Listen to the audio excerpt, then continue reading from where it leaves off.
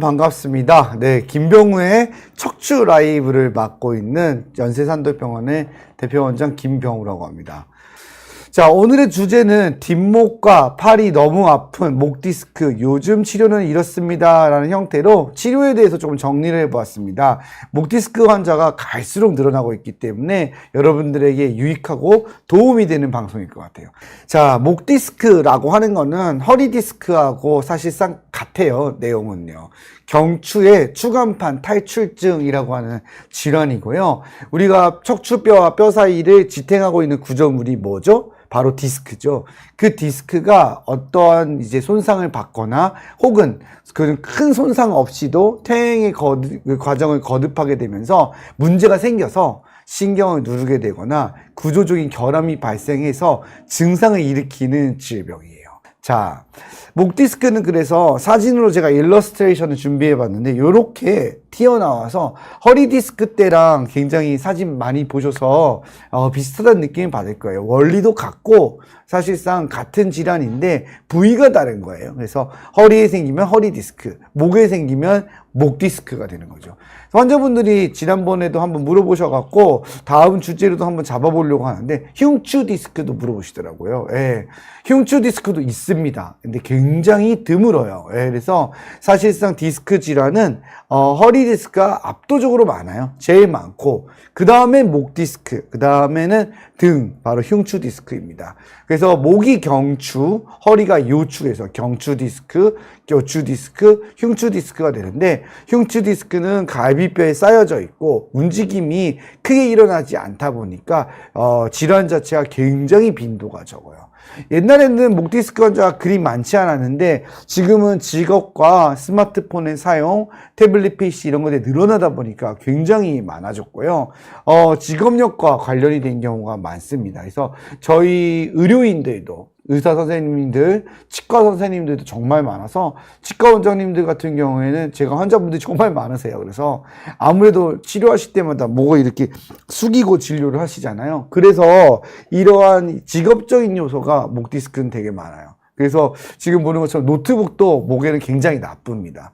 데스크탑이 이렇게 모니터가 위에 올라가서 이렇게 각도를 유지해 주는 게 좋아요. 그래서 이런 노트북 사용 이런 것들도 다 목 디스크에 영향을 준다고 보겠어요.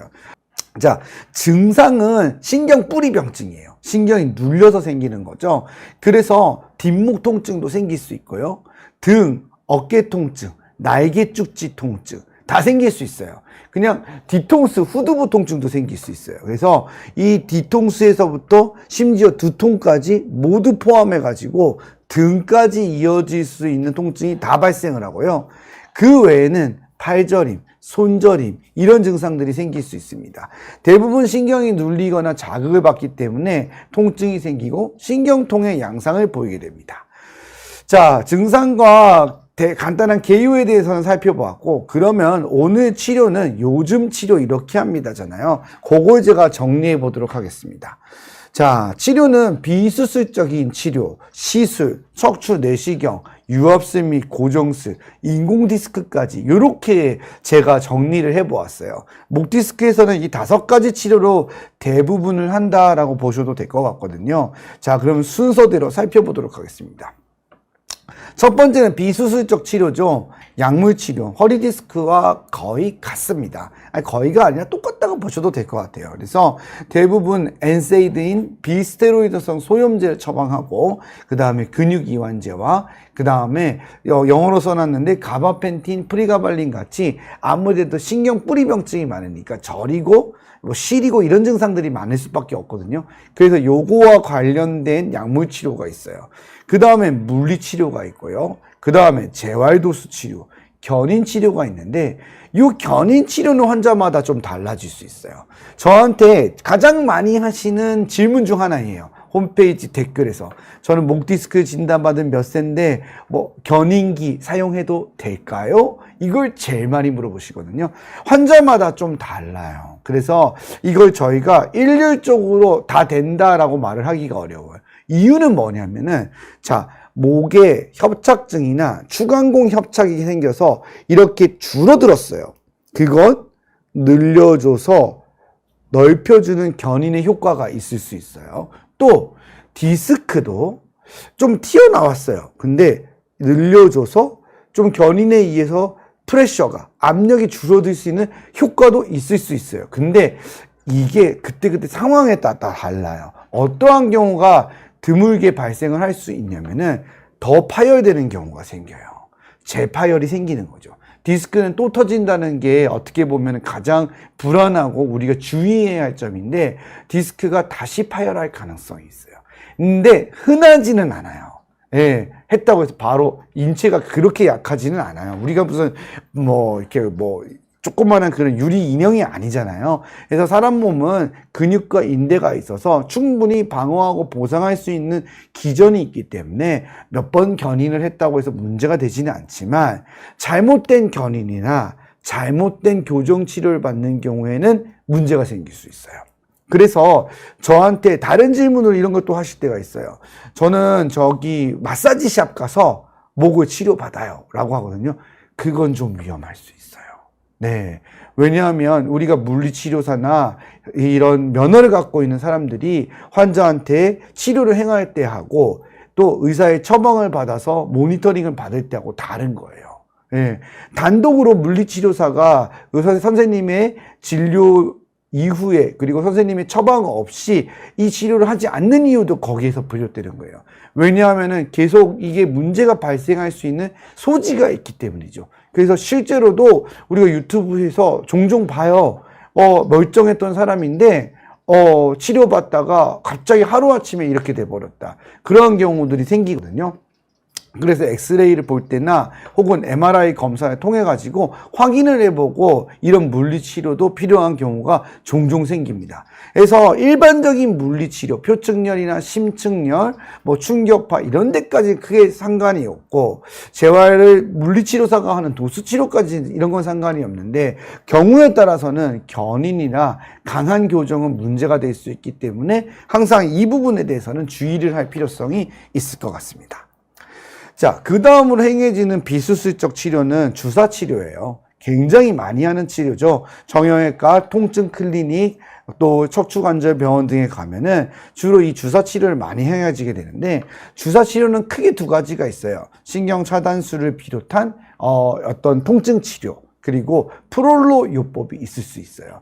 이 중에서 급성기 통증에는 후진의 측지 차단술인 MBB와 경막의 신경 차단술인 에피드럴 블럭을 가장 흔하게 사용하게 되고요.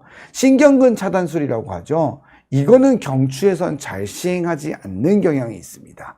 이유는 무엇이냐면은, 허리는 신경근 차단술을 하기가 용이한 위치에 있어요. 근데 목은 신경근 차단술을 하려고 하면 앞쪽으로 접근을 하거나 약간 옆에서 사선으로 들어가야 되는데 혈관이 많아요. 그래서 접근을 할 때 혈관을 찌를 수도 있고요.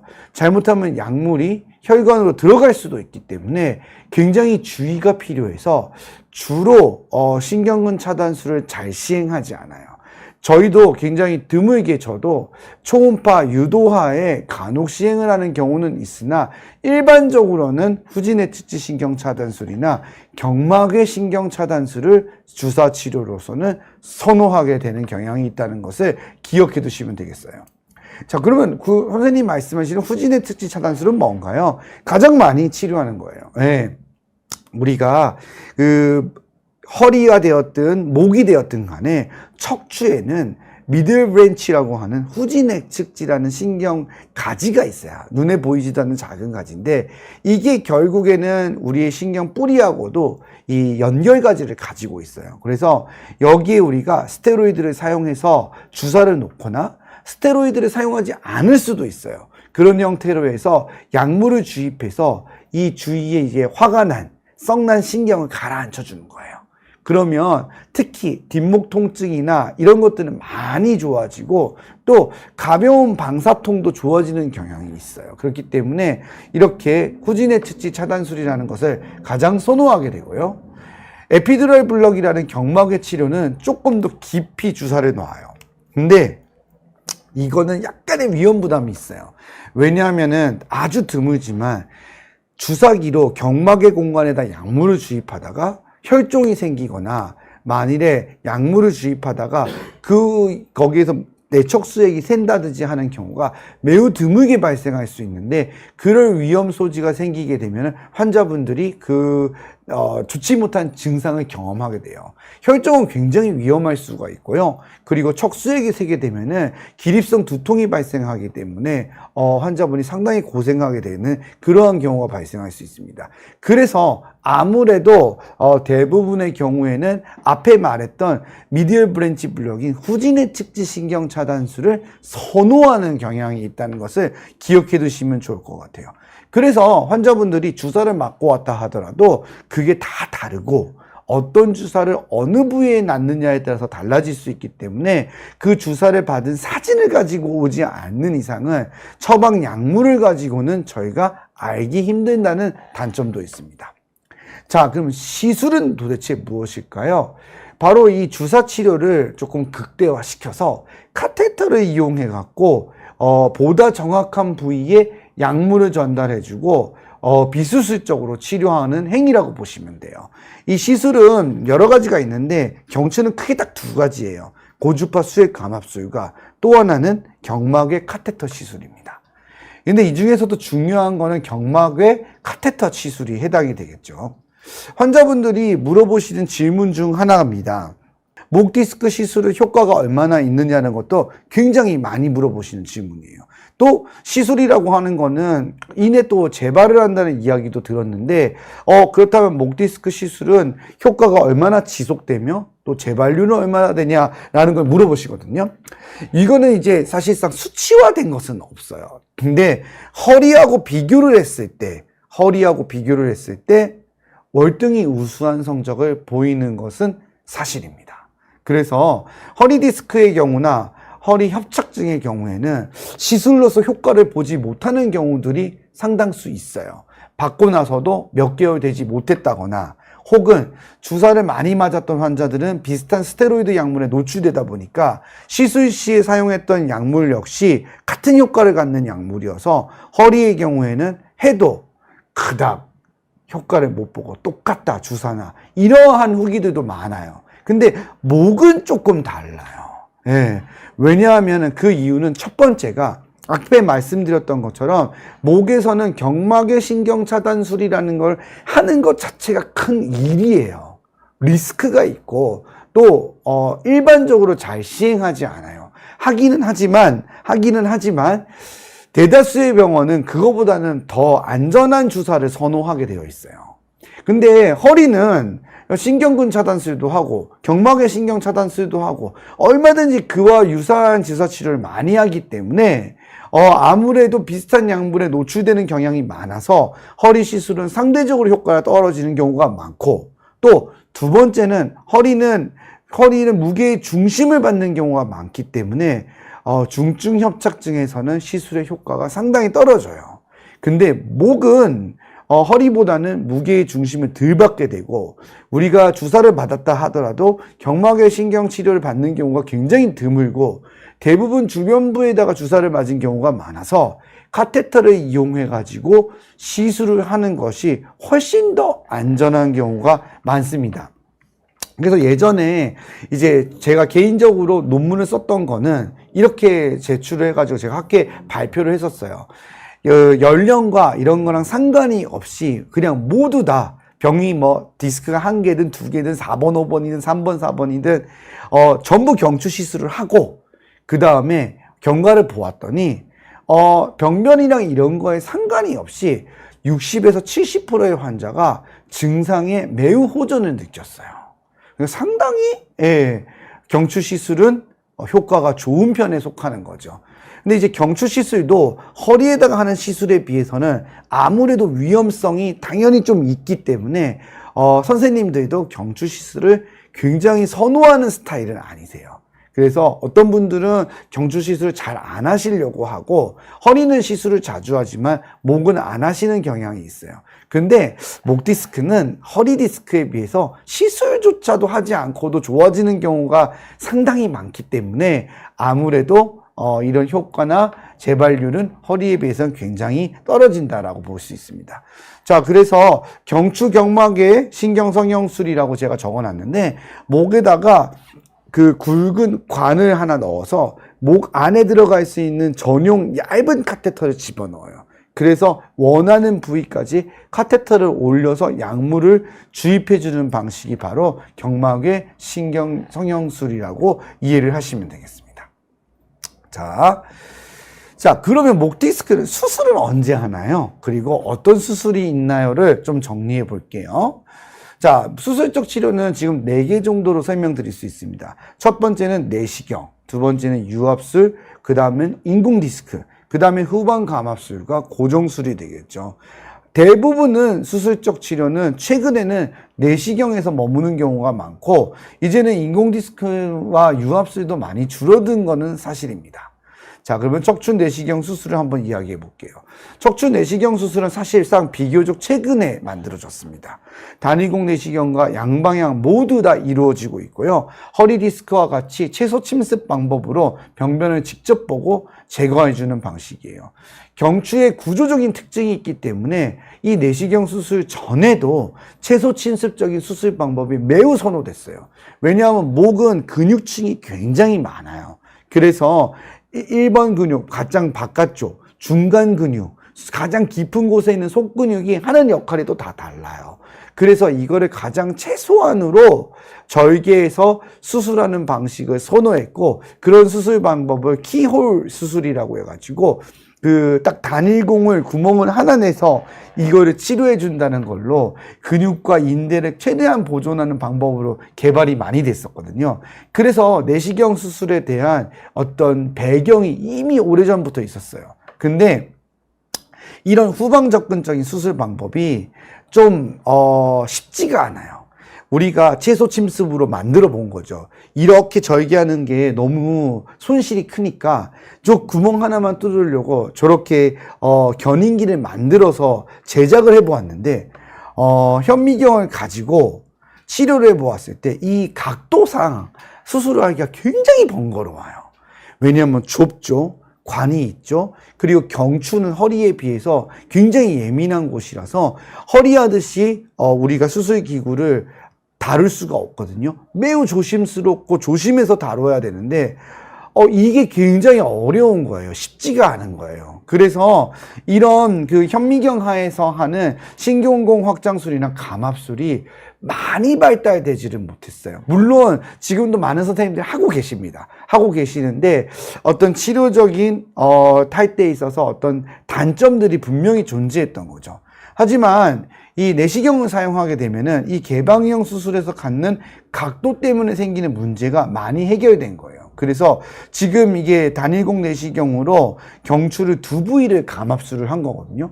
그럼 우리가 이만큼 절개해야 되는 거를 정말 1cm 구멍짜리를 각각 하나씩밖에 안 여는 거예요. 그리고 360도로 회전이 가능하기 때문에 그 안에서 효과적인 수술이 가능해진 거죠. 그래서 단일공 경추 감압술도 굉장히 늘어나고 있고, 그리고 똑같이 나타나고 있어요. 하지만 그럼 이 내시경 수술은 완전 만병통치약처럼 다 할 수 있느냐?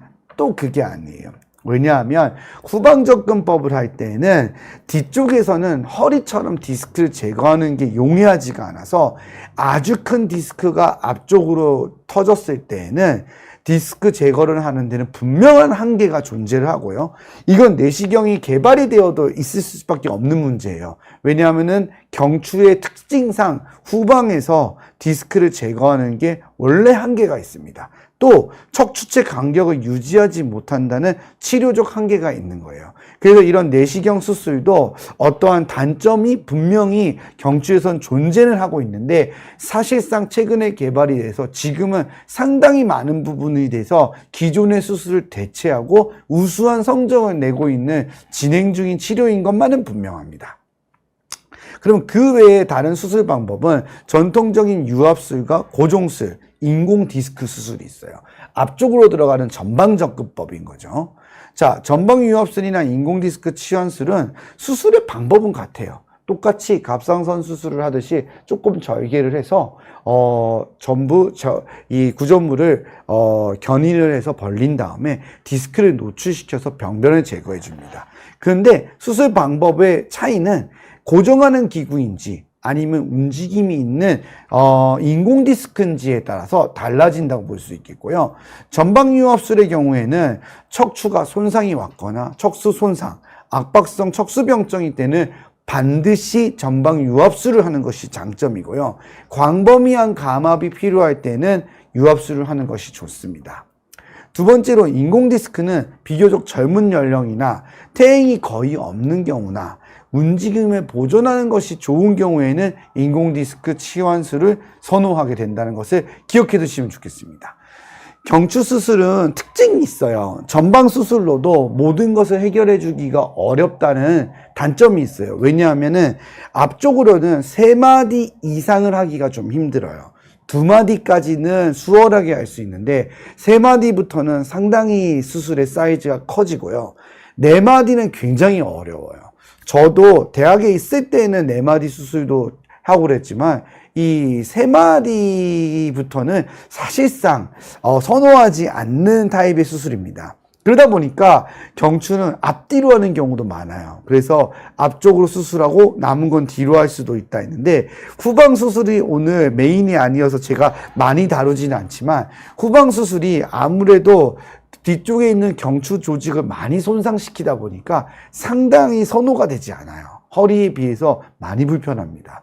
그래서 요즘은 앞쪽에 있는 전방 수술과 후방은 고정술이나 후궁성형술과 같은 개방형 수술을 잘 안 하고 내시경을 컨비네이션으로 해서 같이 섞어서 쓰게 됩니다. 그래서 다발성 경추 디스크 같은 경우에는 전후방을 섞어서 사용하는 수술 방법이 많이 사용되어지고 있고 유압술이나 인공 디스크 전방법과 뒤쪽으로는 내시경을 사용하게 되면은 여러 마디의 수술도 사실상 잘 해결되어지는 경우도 있을 수 있습니다. 자, 정리를 해보겠습니다. 목 디스크의 치료 경과는 대체로 좋은 편이라는 것이고 대부분의 경우가 약이든 주사든 여기서 많이 나아요. 또 심지어 시술로도 상당수 낫습니다. 그리고 이렇다 보니까 반드시 단계별로 치료해서 수술은 각 단계의 치료를 하고 나서 안 되는 경우에 하는 것이 대부분 보편화되어 있습니다. 그리고 수술의 경우에는 충분한 보존적 치료를 한 다음에 왜 잘 낫는 경향이 있으니까 효과가 없으면 결정하게 되고요. 그때 병변에 따라서 전방법이나 아니면은 내시경이나 이런 걸 선택하게 된다라고 이해하시면 될 것 같습니다.